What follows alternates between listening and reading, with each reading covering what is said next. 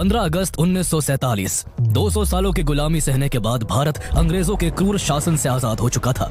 भारत आजादी की खुशी तो मना रहा था, लेकिन अंग्रेजों ने भारत को ये खुशी दर्द के साए में समेट कर दी थी। अंग्रेजों ने भारत के सीने पर एक लकीर खींचकर उसे हिंदुस्तान और पाकिस्तान में बांट दिया था। इस बंटवारे से कुछ लोगों को तो सरकारी कुर्सियां मिल गई, लेकिन करोड़ों लोगों को इस बंटवारे से सिर्फ जख्म मिले। ना चाहते हुए भी लोगों को अपना घर, अपनी जमीन, अपना काम, अपना शहर और अपना देश छोड़कर रातों रात भागकर एक तरफ से दूसरी तरफ जाना पड़ा। जो लोग अपनी धरती को छोड़कर जाने के लिए तैयार नहीं हुए, उनका कत्ल किया जाने लगा। चप्पा चप्पा कम्युनल वायलेंस की चपेट में था। इस हिंसा के चलते पाकिस्तानी जमीन से ज्यादातर हिंदू और सिख अपनी जान और इज्जत बचाकर भारत की तरफ भाग गए। वहीं भारत से भी लाखों मुस्लिम पाकिस्तानी सरहदों की तरफ भाग निकले। पुरखों द्वारा अखंड भारत के लिए लड़ी गई लड़ाई के बाद मिली ये आजादी नासूर बनकर रह गई थी। नफरत और हिंसा का ये आलम था कि जब अपना सब कुछ छोड़कर लोग इधर से उधर जाती ट्रेनों में सवार होते थे, तो मंजिल तक वो नहीं बल्कि उनकी लाशें पहुंचती थी। ये आजादी जिसके लिए हजारों क्रांतिकारी हंसते हंसते फांसी के फंदे से झूल गए थे, उस आजादी के बाद हुए इस पार्टीशन ने लगभग 10 लाख लोगों से उनकी जिंदगी और करीब 1.5 करोड़ लोगों से उनका घर छीन लिया था। लेकिन सोचने वाली बात यह है कि आखिर ये पार्टीशन हुआ ही क्यों? हमेशा अंग्रेजों के अत्याचार के खिलाफ मिलकर खड़े होने वाले हिंदू और मुस्लिम आखिर एक दूसरे के खून के प्यासे कैसे बन गए? अनेकता में एकता की मिसाल वाले देश में आखिर ऐसा क्या हुआ कि बड़े से बड़ा नेता भी देश को 2 टुकड़ों में बंटने से रोक नहीं पाया?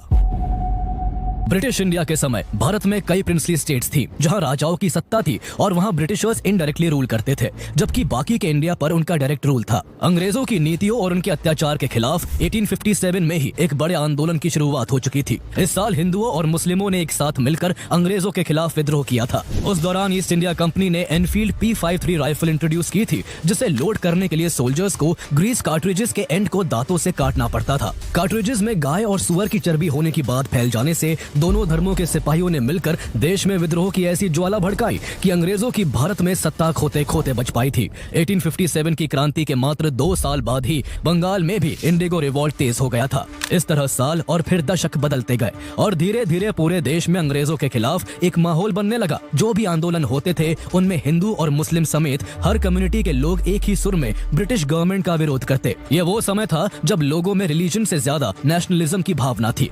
सबसे ज्यादा विद्रोह का सामना अंग्रेजों को बंगाल में देखने को मिलता था। बड़े बड़े इंटेलेक्चुअल्स, रेवोल्यूशनरीज और लीडर्स बंगाल की धरती से ही खड़े होकर ब्रिटिशर्स की नाक में दम कर रहे थे। उस समय बंगाल ब्रिटिश इंडिया का सबसे बड़ा प्रोविंस था, जिसमें आज के वेस्ट बंगाल, असम, बिहार, झारखंड, ओडिशा और बांग्लादेश समेत और भी कई क्षेत्र शामिल थे। पूरे बंगाल में हिंदू पॉपुलेशन मेजोरिटी में थी, लेकिन बंगाल के ईस्टर्न साइड में मुस्लिम पॉपुलेशन ज्यादा थी। अब तक अंग्रेजों को इतना तो समझ आ चुका था कि अगर हिंदुओं और मुस्लिमों की यूनिटी को नहीं तोड़ा गया तो उनके लिए इंडिया को कंट्रोल में रख पाना मुश्किल हो जाएगा। इसलिए साल 1903 में अंग्रेजों ने डिवाइड एंड रूल की पॉलिसी अपनाते हुए बंगाल में हिंदूज और मुस्लिम्स के बीच दरार पैदा करने के लिए बंगाल को डिवाइड करने का प्लान बनाया। उनका मकसद लोगों को धर्म के आधार पर बांटने का था, ताकि वो आपस में ही उलझ कर रह जाए और ब्रिटिश गवर्नमेंट के लिए यूनाइट होकर परेशानी ना खड़ी कर पाए। इसके लिए अंग्रेजों ने बंगाल में यह बात फैलानी शुरू कर दी कि बंगाल काफी बड़ा है और इतने बड़े क्षेत्र को एक साथ सही से चला पाना काफी मुश्किल है। इस तरह जहां वो हर जगह बंगाल के बंटवारे के पीछे एडमिनिस्ट्रेटिव रीजन दे रहे थे,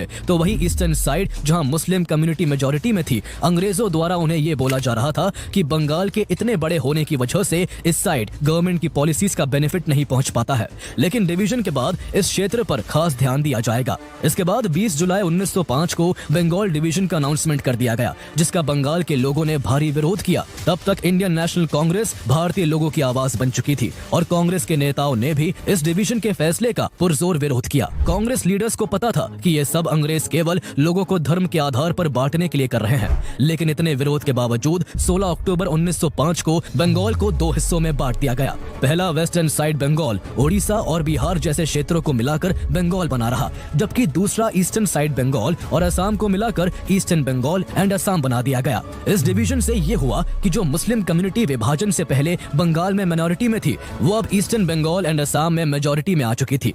यहाँ कुल आबादी अब 3 करोड़ 10 लाख के आसपास थी, जिसमें 1 करोड़ 80 लाख मुस्लिम कम्युनिटी के लोग थे। वही वेस्टर्न बंगाल की कुल आबादी 5 करोड़ 40 लाख के करीब थी, जिसमें 4 करोड़ 20 लाख हिंदू कम्युनिटी के लोग थे। इस बात से साफ था कि अंग्रेजों ने नेशनलिस्ट मूवमेंट को कमजोर करने के लिए लार्जली मुस्लिम पॉपुलेटेड ईस्टर्न एरियाज को largely Hindu populated western area से अलग कर दिया था, ताकि उनके बीच का तालमेल बिगड़ जाए। इस बंटवारे का पुरजोर विरोध हुआ। कांग्रेस के नेता सड़कों पर आ गए। विभाजन के दिन को पूरे बंगाल में राष्ट्रीय शोक दिवस के रूप में मनाया गया। विरोध में स्वदेशी मूवमेंट भी शुरू हुआ, जिसमें ब्रिटिश सामानों का बहिष्कार और स्वदेशी सामानों को बढ़ावा दिया गया।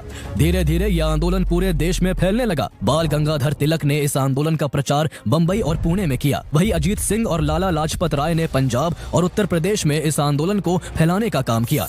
रविंद्रनाथ टैगोर ने इसके खिलाफ अमार सोनार बांग्ला गीत लिखा, जो आंदोलनकारियों के लिए विरोध जताने का जरिया बन गया।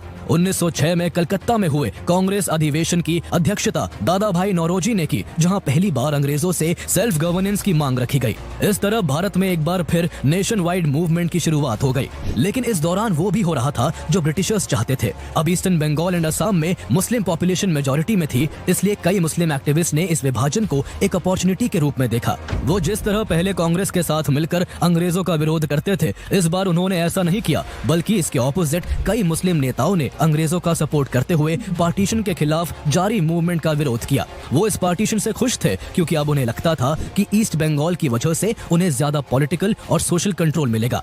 इस दौरान उनके अंदर एक और बात बिठाई गई कि कांग्रेस तो केवल हिंदुओं की पार्टी है, वो तो केवल हिंदुओं का पक्ष रखती है। ऐसे में ईस्ट बंगाल के मुस्लिम एक्टिविस्ट को लगने लगा था कि देश अगर आजाद हो भी गया तो सत्ता कांग्रेस संभालेगी और फिर हिंदुओं का ही राज होगा। इन विचारों ने उन्हें मुस्लिमों के रिप्रेजेंटेटिव के तौर पर एक सेपरेट मुस्लिम पार्टी बनाने के लिए प्रेरित कर दिया, जो मुस्लिम कम्युनिटी की आवाज को ब्रिटिश गवर्नमेंट के आगे रख सके। कांग्रेस भी ये सब भांप चुकी थी कि अंग्रेजों ने भेदभाव के गहरे बीज देश में बो दिए हैं, जिससे आंदोलन की दिशा भटक सकती है। इसलिए कांग्रेस के दिग्गज नेताओं ने बार बार साफ किया कि कांग्रेस पूरे देश की पार्टी है और कांग्रेस का सपना एक यूनाइटेड सेक्युलर इंडिया का है, जिसकी छतरी के नीचे हर मजहब के लोग मिलकर रहेंगे। कांग्रेस में जो मुस्लिम नेता थे, उन्होंने भी सबसे यही बात कही, लेकिन अब देर हो चुकी थी। अंग्रेजों का प्लान काम कर गया था और एक ही सुर में बोलने वाले नेताओं के बीच अब दरार पड़ चुकी थी।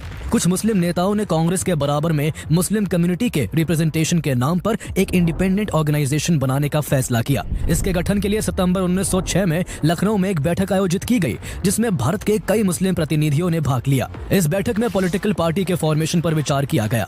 इस दौरान सबसे बड़ा role All India Mohammedan Educational Conference AIMEC का था, जिसे सर सैयद अहमद खान ने 1886 में मुसलमानों को एजुकेशन देने के लिए बनाया था। इस ऑर्गेनाइजेशन को पॉलिटिक्स से दूर रखा गया था, लेकिन 30 दिसंबर 1906 को जब AIMEC का 20th सेशन ढाका में आयोजित किया गया, जिसमें लगभग 3000 डेलीगेट्स ने भाग लिया था, तो उन्होंने मिलकर AIMEC से पॉलिटिक्स पर लगा बैन हटा दिया। इसके बाद all India Muslim league AIML का फॉर्मेशन हुआ। इस नाम का सजेशन नवाब ख्वाजा सर सलीमुल्लाह बहादुर ने दिया था।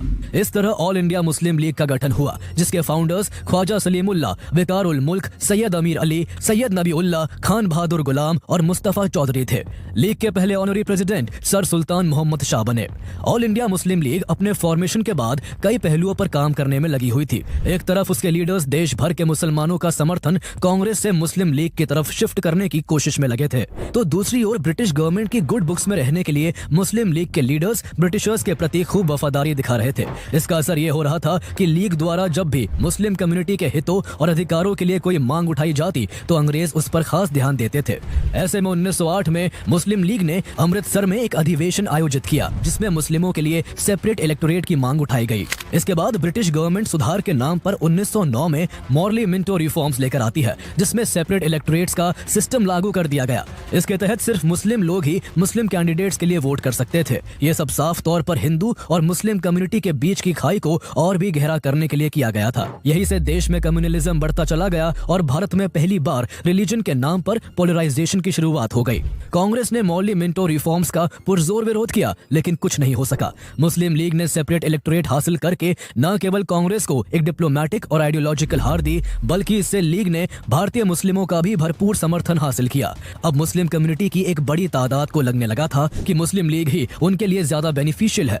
अंग्रेज भारत को हिंदू और मुस्लिम में बांटकर बहुत खुश थे और उन्हें अनुमान था कि अब देश की राजनीति किस दिशा की तरफ मुड़ चुकी है। इसका एक सबूत सेपरेट इलेक्टोरेट को लागू करने के बाद उस समय के वायसरॉय लॉर्ड मिंटो द्वारा अपने दोस्त को लिखे लेटर में देखने को मिलता है, जिसमें उन्होंने लिखा था कि हम सेपरेट इलेक्टोरेट बनाकर भारत में ऐसा घातक विष बो रहे हैं जिसकी फसल बहुत कड़वी होगी। साल 1911 में अंग्रेजों ने ईस्टर्न बंगाल और वेस्टर्न बंगाल को फिर से एक कर दिया, लेकिन बंगाल का बंटवारा करके उन्हें जो चाहिए था वो उन्हें मिल चुका था। लगातार हिंदू और मुस्लिम नेताओं के बीच बढ़ती इस खाई को पाटने के लिए एक मुस्लिम कांग्रेस लीडर मोहम्मद अली जिन्ना आगे आते हैं। जिस साल मुस्लिम लीग का गठन हुआ था उसी साल जिन्ना ने कांग्रेस को ज्वाइन किया था। वो एक बैरिस्टर थे जो लंदन से पढ़कर आए थे। उनकी लाइफस्टाइल मुस्लिम ट्रेडिशन से बिल्कुल अलग थी। वो कट्टरपंथी मौलाना और मौलवियों के कड़े आलोचक थे और कांग्रेस की सेक्युलर आइडियोलॉजी के बहुत बड़े समर्थक थे। उनका मानना था कि देश में धर्म के आधार पर कोई भी भेदभाव नहीं होना चाहिए। भारत की आजादी के लिए वो कांग्रेस और मुस्लिम लीग में एकता करवाना चाहते थे ताकि दोनों मिलकर एक साथ अंग्रेजों के खिलाफ आवाज बुलंद कर सके। इसके लिए दोनों तरफ तालमेल बिठाना जरूरी था।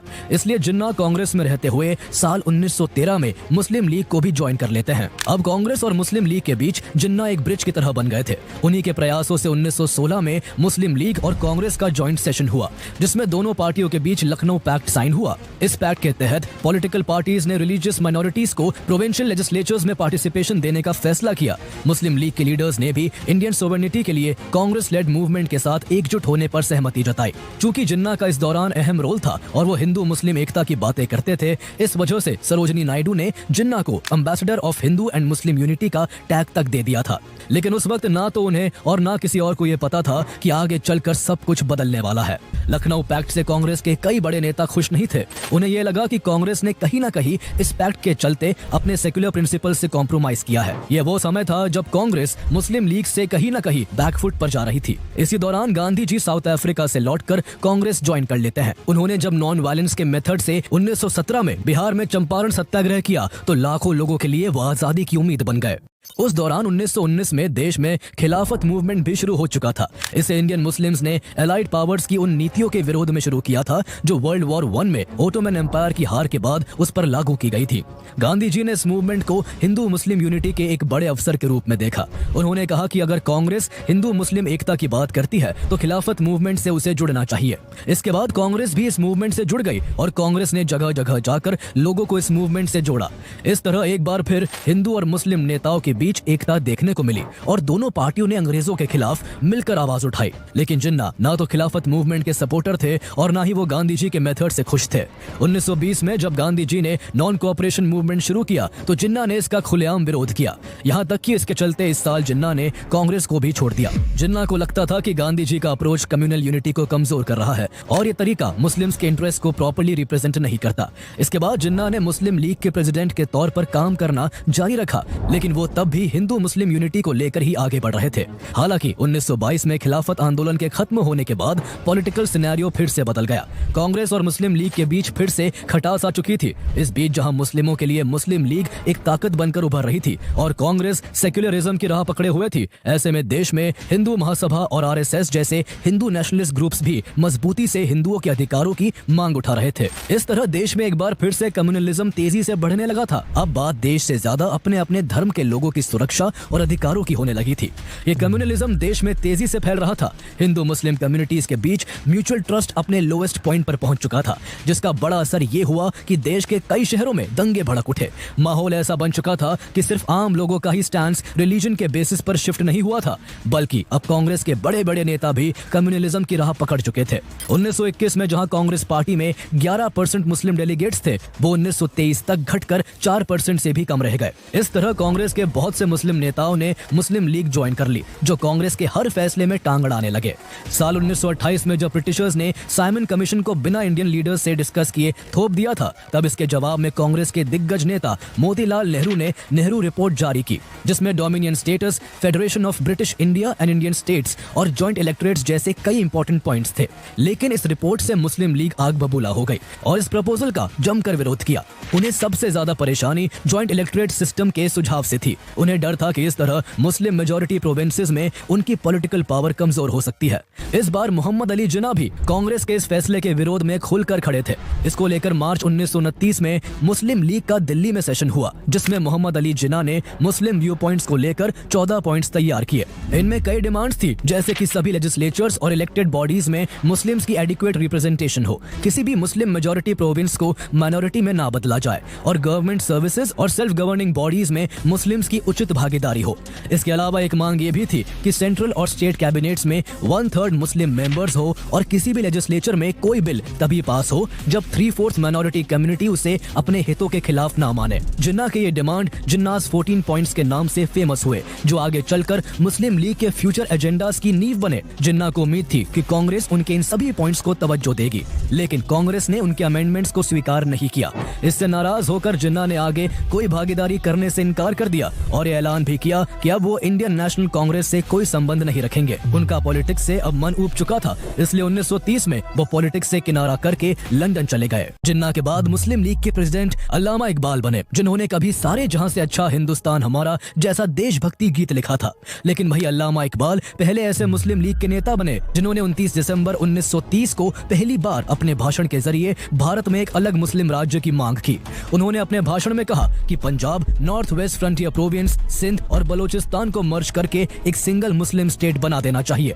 उनके इस बयान के बाद देश में 2 नेशन थ्योरी जोर पकड़ने लगी। इस मांग में एक चैप्टर चौधरी रहमत अली ने भी जोड़ दिया। उन्होंने 1933 में नाउ और नेवर नाम से एक पैम्फलेट लिखा, जिसमें उन्होंने इकबाल की जो Punjab, North West Frontier Province, Sindh और बलोचिस्तान को मर्ज कर सिंगल मुस्लिम स्टेट बनाने की मांग थी, उसमें उन्होंने कश्मीर का नाम भी जोड़ दिया और इन्होंने इन स्टेट्स को मिलाकर मुस्लिमों के लिए एक अलग देश पाकिस्तान बनाने की बात की। रहमत अली ने पाकिस्तान नेशनल मूवमेंट शुरू किया और फिर पाकिस्तान नाम से एक न्यूज़पेपर भी पब्लिश किया, ताकि इसके जरिए पाकिस्तान की मांग को हवा दी जा सके। इस तरह अब देश को 2 हिस्सों में बांटने की बातें देश की हवाओं में घुल गई। मुस्लिम लीग के लीडर्स ने यह प्रोपेगेंडा शुरू कर दिया कि हिंदुओं और मुस्लिमों का कल्चर बिल्कुल अलग अलग है और दोनों धर्म के लोग कभी एक देश के नहीं हो सकते, चाहे वो सदियों से साथ क्यों न रहते आए हो। यह थ्योरी मुसलमानों के बीच खूब लोकप्रिय हो रही थी, लेकिन कांग्रेस नेताओं ने इसका जमकर विरोध किया और ऐसी हर मांग को सिरे से नकार दिया। इसी दौरान 1935 में जिन्ना लंदन से वापस भारत आ गए, लेकिन इस बार वो अपनी सेक्युलर आइडियोलॉजी को पीछे छोड़कर आए थे। उन्हें देश में जो माहौल बनता दिख रहा था, उससे अब उनका स्टांस भी यूनाइटेड सेक्युलर इंडिया से सेपरेट मुस्लिम नेशन की तरफ मुड़ चुका था। उनका कांग्रेस से मतभेद काफी बढ़ चुका था। वो गांधी जी को पहले से ही पसंद नहीं करते थे, वही अब जवाहरलाल नेहरू से भी उनकी दूरियां बढ़ गई थी।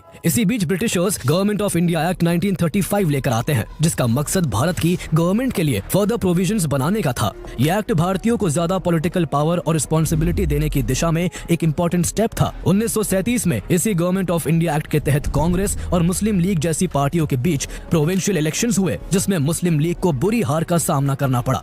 उनकी किसी भी प्रोविंस में गवर्नमेंट नहीं बन पाई, यहाँ तक कि पंजाब और बंगाल जैसी मुस्लिम मेजॉरिटी प्रोविंसेस में भी उन्हें हार का सामना करना पड़ा। वही कांग्रेस ने इस इलेक्शन में अच्छा परफॉर्मेंस किया और कई प्रोविंसेस में गवर्नमेंट बनाई। इस चुनाव परिणाम से हताश होकर 28 मई 1937 को अल्लामा इकबाल ने जिन्ना को एक लेटर लिखा। इस लेटर में उन्होंने कहा कि बिना स्वतंत्र मुस्लिम राज्य के इस देश में इस्लामी शरीयत का पालन और उनका विकास संभव नहीं है। अगर ऐसा नहीं हुआ तो इस देश में सिविल वॉर की स्थिति बन सकती है, जो पिछले कुछ सालों से हिंदू मुस्लिम दंगों के रूप में देखने को मिल ही रही है। आगे उन्होंने लिखा कि एक अलग देश की मांग को जोर से उठाने का यही सही समय है। इकबाल ने 21 जून 1937 को फिर से एक लेटर जिन्ना को लिखा। उन्होंने बताया कि इंग्लैंड से वापस रवाना होने से पहले लॉर्ड लोथियन ने उनसे कहा था कि भारत की एकता में आई दरार का एकमात्र हल अब केवल देश का बंटवारा है। 1937 चुनाव में मुस्लिम लीग की बुरी हार से जिन्ना भी काफी परेशान थे। उनमें अचानक काफी चेंजेस आने लगे थे। कभी हिंदू मुस्लिम एकता की बात करने वाले जिन्ना अब पूरी तरह से इस्लामिक आइडियोलॉजी के रंग में रंग चुके थे। इसके बाद मोहम्मद अली जिन्ना के नेतृत्व में मुस्लिम लीग ने पाकिस्तान के निर्माण के लिए 2 नेशन थ्योरी को अग्रेसिवली प्रमोट करना शुरू किया। एक बड़ा कैंपेन चलाया गया जिसमें पाकिस्तान के आइडिया को मुस्लिम्स के बीच वाइडली प्रमोट किया गया, खासकर उन एरियाज में जहां मुस्लिम्स की पॉपुलेशन ज्यादा थी।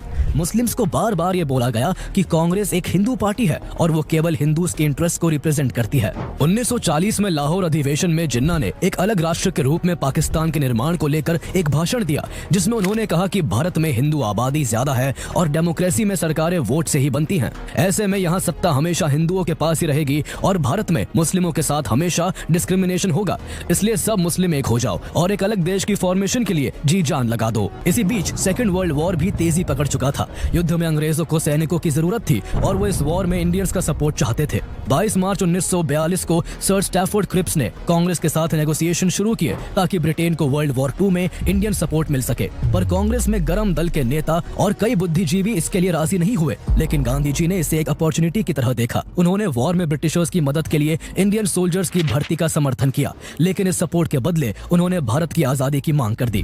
अंग्रेजों ने काफी कोशिश की कि पूर्ण स्वराज की मांग टल जाए, लेकिन कांग्रेस की फुल इंडिपेंडेंस की मांग जस से तस बनी रही। जब अंग्रेज इसके लिए नहीं माने तो गांधी जी ने डू और डाई का नारा देते हुए अगस्त 1942 में क्विट इंडिया मूवमेंट की शुरुआत कर दी। पूरे देश में आंदोलन हवा की तरह फैल गया। ऐसे में जहां देश की हर गली हर रास्ते पर ब्रिटिश राज के खिलाफ बगावत की चिंगारी भड़क रही थी, तब इस दौरान मुस्लिम लीग अंग्रेजों की नजर में अपने नंबर बनाने में लगी हुई थी। जिन्ना और मुस्लिम लीग ने ब्रिटिशर्स वॉर एफर्ट का अनकंडीशनल सपोर्ट किया और क्विट इंडिया मूवमेंट का खूब विरोध करते हुए मुस्लिम कम्युनिटी से भी इस आंदोलन का हिस्सा न बनने की अपील की। अंग्रेजों के लिए मामला साफ था। एक तरफ उनकी हाँ में हाँ करने वाली मुस्लिम लीग थी और दूसरी तरफ उनको देश से खदेड़ने के लिए तैयार बैठी कांग्रेस थी। इसलिए जहां ब्रिटिश गवर्नमेंट दबी आवाज में मुस्लिम लीग की पाकिस्तान की डिमांड को सपोर्ट कर रही थी, तो वही सरकार कांग्रेस से चिढ़कर उसके नेताओं को जेल में बंद कर रही थी। कांग्रेस के बड़े बड़े नेताओं के अभाव में मुस्लिम लीग को पाकिस्तान बनाने के प्रोपेगेंडा को फैलाने का अच्छा मौका हाथ लग गया। लीग के नेताओं ने सब मुस्लिमों के बीच अलग देश की मांग के लिए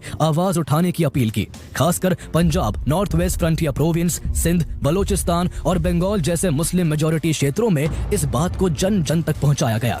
इसके बाद एक बड़ी मुस्लिम आबादी का सपोर्ट मुस्लिम लीग ने हासिल कर लिया था। गांधी जी को अब देश के 2 टुकड़ों में बंटने की काफी संभावनाएं लगने लगी थी। वो इससे चिंतित थे और इसको रुकवाने के लिए जिन्ना को समझाना चाहते थे। वो सितंबर 1944 में 9 तारीख से 27 तारीख के बीच बंबई में 14 बार जिन्ना से बात करने उनके रेजिडेंस पर गए, लेकिन जिन्ना पाकिस्तान की मांग से जस से तस नहीं हुए। गांधी जी ने एक बार जिन्ना को यह ऑफर भी दिया कि अगर वो देश को बांटने की जिद छोड़ दे तो उन्हें आजाद भारत का प्रधानमंत्री बना दिया जाएगा, लेकिन जिन्ना अपनी डिमांड पर डटे रहे। साल 1945 आता है, जहां देश की उथल पुथल बढ़ती जा रही थी, तो वही इस साल वर्ल्ड वॉर 2 के खत्म होने से दुनिया ने कुछ राहत की सांस ली थी। इस बीच ब्रिटेन में भी सत्ता बदल चुकी थी और क्लेमेंट रिचर्ड एटली प्रधानमंत्री बने थे। इस दौरान एक तरफ ब्रिटेन वर्ल्ड वॉर 2 के चलते वैसे ही कमजोर हो चुका था और उसके लिए अपनी कॉलोनीज को सही से चला पाना मुश्किल हो रहा था, तो दूसरी ओर भारत में बढ़ते आंदोलनों ने ब्रिटिश गवर्नमेंट की नाक में दम कर रखा था। ऐसे में ब्रिटेन को मजबूरन भारत को आजाद करने के लिए मानना पड़ा। इसके बाद क्लेमेंट एटली ने इंडिया के लिए एक कॉन्स्टिट्यूएंट असेंबली बनाने और उसका कॉन्स्टिट्यूशन तैयार करने के उद्देश्य से मार्च 1946 में 3 सदस्यीय कैबिनेट मिशन को भारत भेजा। इस मिशन के सामने एक बड़ी चुनौती ये थी कि पावर ट्रांसफर किसको और कैसे की जाए। एक तरफ मुस्लिम लीग थी जो मुस्लिमों के लिए पाकिस्तान चाहती थी, दूसरी ओर कांग्रेस थी जो एक यूनाइटेड इंडिया के पक्ष में थी। जनवरी 1946 में जो प्रोविंशियल इलेक्शंस हुए थे, उसमें मुस्लिम लीग ने मुस्लिम मेजोरिटी एरियाज में शानदार परफॉर्मेंस कर मुस्लिम सीट्स में 87% की मेजोरिटी हासिल की थी, जिस वजह जिन्ना मुस्लिमों के समर्थन का हवाला देकर पाकिस्तान की डिमांड को मजबूती के साथ कैबिनेट मिशन के आगे रख रहे थे। कोई फैसला तभी हो सकता था जब दोनों पार्टियां एक पॉइंट पर सहमत होती। इसलिए शिमला कॉन्फ्रेंस में मिशन ने दोनों दलों के बीच समझौता कराने की कोशिश की, लेकिन काफी बातचीत के बाद भी कोई सॉल्यूशन नहीं निकला। ऐसे में मिशन ने मई 1946 में अपना खुद का प्रस्ताव पेश किया, जिसे कैबिनेट मिशन प्लान कहा गया। कैबिनेट मिशन प्लान के तहत इंडिया को आजादी बिना पार्टीशन के दी जानी थी। इस योजना के अनुसार प्रोविंसेस को 3 ग्रुप्स में बांटा गया था। ग्रुप ए में Madras, central provinces, UP, Bihar, Bombay और उड़ीसा शामिल थे। जहां हिंदू पॉपुलेशन मेजोरिटी में थी, वही ग्रुप बी में Punjab, Sindh, North West Frontier Province और बलोचिस्तान को रखा गया, जबकि ग्रुप सी में बंगाल और असम थे। ग्रुप बी और ग्रुप सी में मुस्लिम पॉपुलेशन की मेजोरिटी थी। जिन्हें पहले पाकिस्तान की मांग से पीछे हटना मंजूर नहीं था, वो इस प्लान के लिए एक बार में ही राजी हो गए।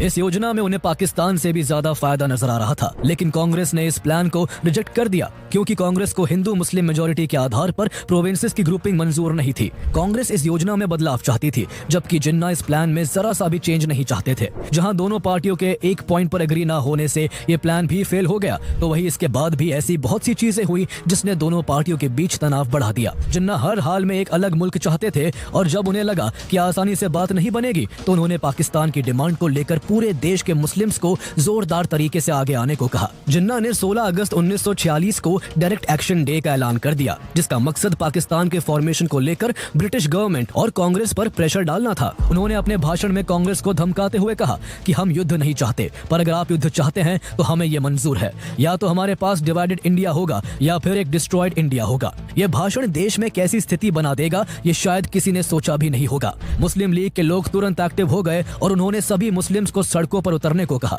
जो कुछ ज्यादा कट्टरपंथी थे उन्होंने देश में दंगे करवाने शुरू कर दिए। इसकी शुरुआत सबसे पहले कैलकाटा से हुई। उस समय हुसैन सुहरावर्दी बंगाल के मुख्यमंत्री थे, जो मुस्लिम लीग के नेता भी थे। उन्होंने अपने पद का गलत फायदा उठाते हुए मुस्लिम कट्टरपंथियों को कैलकाटा में हिंदुओं को मारने की खुली छूट दे दी।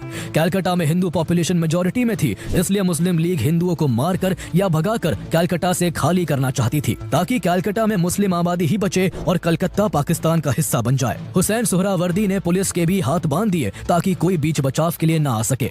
इसके बाद कलकत्ता ने अपने इतिहास का सबसे बुरा दिन देखा।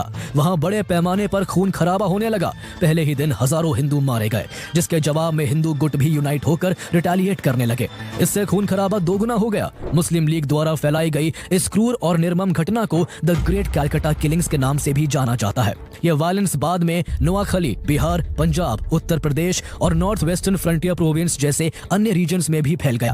हर तरफ मार काट का मंजर था। मजहब के नाम पर ब्रूटल वायलेंस ने देश के विभाजन की डिमांड को और भी मजबूत कर दिया था। जवाहरलाल नेहरू और सरदार पटेल जैसे कांग्रेस के बड़े नेताओं को भी अब लगने लगा था कि ऐसी क्रूर हिंसाओं से तो अच्छा ही है कि देश दो टुकड़ों में बट जाए। ऐसी बढ़ती हिंसाओं और कांग्रेस और मुस्लिम लीग के एकमत न होने से ब्रिटेन के प्राइम मिनिस्टर क्लेमेंट एटली बहुत फ्रस्ट्रेट हो चुके थे। वो जल्द से जल्द इंडिया को फ्री करना चाहते थे। उन्होंने साफ कहा कि 30 जून 1948 तक सभी ब्रिटिशर्स भारत को छोड़ देंगे। उसके बाद देश में जो भी होगा उनकी जिम्मेदारी नहीं होगी। 30 जून 1948 तक हर हाल में भारत की सत्ता भारतीयों को सौंपने के निर्देश के साथ भारत के नए वायसरॉय के रूप में लॉर्ड माउंटबेटन को भारत भेजा गया। ऐसे नाजुक हालातों में माउंटबेटन 22 मार्च 1947 को भारत आए। मई 1947 में उन्होंने डिकी बर्ड प्लान नाम से एक योजना दोनों पार्टियों के सामने रखी, लेकिन दोनों पार्टियों के बीच तब भी सहमति नहीं बनी। इसके बाद लॉर्ड माउंटबेटन ने एक नया प्लान पेश किया, जिसे जून 3 प्लान या माउंटबेटन प्लान के नाम से जाना गया। यह प्लान भारत की आजादी के लिए लास्ट प्लान था।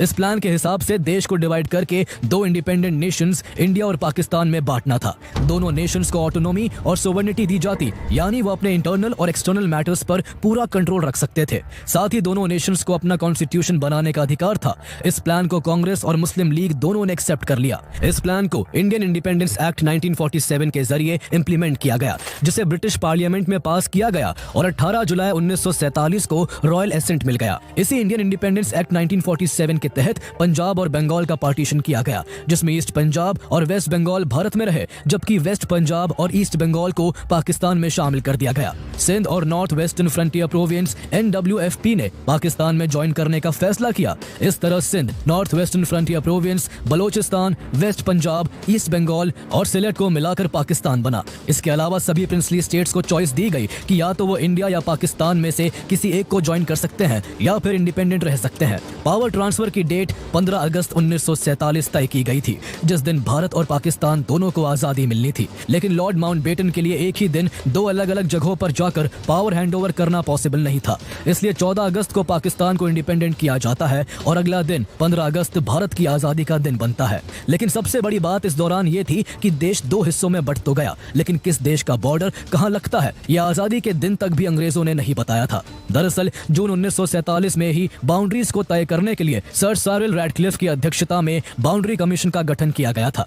रैडक्लिफ ना तो इससे पहले भारत आए थे और ना उन्हें भारत के कल्चर और ज्योग्राफी के बारे में कुछ खास नॉलेज थी, लेकिन फिर भी उन्होंने केवल 5 हफ्तों में ब्रिटिश इंडिया के पेपर मैप पर एक लकीर खींचकर देश को दो टुकड़ों में बांट दिया था। 17 अगस्त 1947 को वो सीमा रेखा घोषित की गई जो इंडिया और पाकिस्तान को अलग करती थी, जिसे रैडक्लिफ लाइन कहा गया। रैडक्लिफ लाइन के तहत भारत को 3 हिस्सों वेस्ट पाकिस्तान, ईस्ट पाकिस्तान और इंडिया में डिवाइड किया गया। उस समय कम्युनिकेशन के जरिए इतने एडवांस नहीं थे कि आसानी से सही बाउंड्रीज के बारे में जनता को बताया जा सके, इसलिए एक बड़े केओस का माहौल बन गया। लाखों घर एक ही झटके में दूसरे देश की सीमा के अंदर हो चुके थे। पाकिस्तान से हिंदू और सिख लोग अपना घर, जमीन, कारोबार सब छोड़कर भारत के लिए निकल पड़े। वही लाखों मुस्लिम लोग भी अपना सब समेटकर भारत से पाकिस्तान जाने लगे। लेकिन लोगों के लिए एक जगह से दूसरी जगह जाना लगभग मौत के दरिया को पार करने जैसा था, क्योंकि हर तरफ तरफ कम्युनल राइट्स का मंजर था। मार काट और खून खराबा आम बात बन चुकी थी। 1000 क्या 10,000 क्या लाखों लोग इस पार्टीशन के चलते अपनी जान गंवा बैठे थे। वही बेघर होने वालों की कोई सही गिनती तक नहीं थी। देश को जब आजादी का जश्न मनाना चाहिए था, तब देश लाखों लोगों के खून और करोड़ों लोगों की पीड़ा से करहा रहा था। यह विभाजन का जख्म ऐसा जख्म था जो 7 से ज्यादा दशकों बाद भी आज तक नहीं भर सका। लेकिन आजादी के समय भारत के नेता भी सबसे चुनौती भरे समय से गुजर रहे थे। उन्होंने भारत से पाकिस्तान को अलग होते देख लिया था, लेकिन अब भी 500 से ज्यादा प्रिंसली स्टेट्स थी जिन्हें भारत और पाकिस्तान में से किसी एक को चुनने की स्वतंत्रता दी गई थी। सरदार वल्लभ भाई पटेल ने देश के इतिहास में इन स्वतंत्र रियासतों को एकजुट करने का सबसे महत्वपूर्ण काम किया। इनमें से कुछ रियासतें भारत का अहम अंग थी, जिनके पाकिस्तान में चले जाने से भारत बिल्कुल ही अधूरा रह जाता। ऐसे में सरदार वल्लभ भाई पटेल ने महीनों तक देश के इन सभी राज्यों का दौरा कर इन्हें भारत में मर्ज करने की कोशिश की। मोस्टली स्टेट्स तो उनकी डिप्लोमेसी और ट्रस्ट की वजह से भारत का हिस्सा बन गए, लेकिन हैदराबाद, जूनागढ़ और जम्मू एंड कश्मीर जैसे राज्यों में पेंच काफी फंसा हुआ था। पाकिस्तान इन राज्यों पर गिद्ध की तरह नजरें गड़ाए बैठा था। जम्मू एंड कश्मीर की बागडोर उन दिनों महाराजा हरि सिंह के हाथों में थी। वो पहले इंडिपेंडेंट रहना चाहते थे, लेकिन जब जम्मू एंड कश्मीर को जबरदस्ती हड़पने के लिए पाकिस्तानी आर्मी ने वहां अटैक कर दिया, तो जम्मू एंड कश्मीर कुछ शर्तों के साथ भारत में शामिल हो गया। उस दौरान जूनागढ़ पाकिस्तान में मिलने को तैयार था, जहां अधिकतर जनसंख्या हिंदुओं की थी जो भारत में ही रहना चाहते थे। ऐसे में सरदार वल्लभ भाई पटेल ने यहां मिलिट्री और पॉलिटिकल प्रेशर बनाकर जूनागढ़ को भी भारत में शामिल कर लिया। हैदराबाद के निजाम ने भी जब अकड़ दिखाई, तो यहां भी वल्लभ भाई पटेल ने अपनी सूझबूझ का परिचय देते हुए मिलिट्री सपोर्ट से हैदराबाद को भारत में मिला लिया। तब मणिपुर, भोपाल और सिक्किम ने भी इंडिपेंडेंट रहना चुना था, लेकिन बाद में मणिपुर और भोपाल जहां 1949 में भारत के साथ जुड़ गए, तो वही सिक्किम का भारत में ऑफिशियली 1975 में मर्जर हुआ और इस तरह आज के भारत की तस्वीर पूरी हुई।